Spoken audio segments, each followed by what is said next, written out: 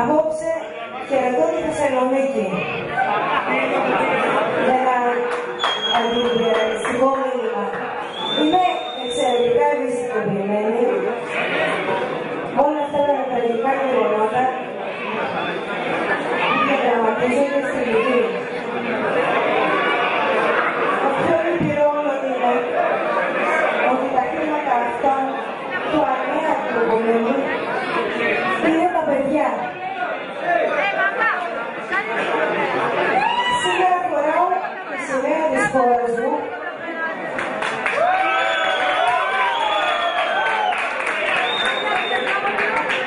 που αύριο γιορτάζει μια εξέγερση πανηγενεσίας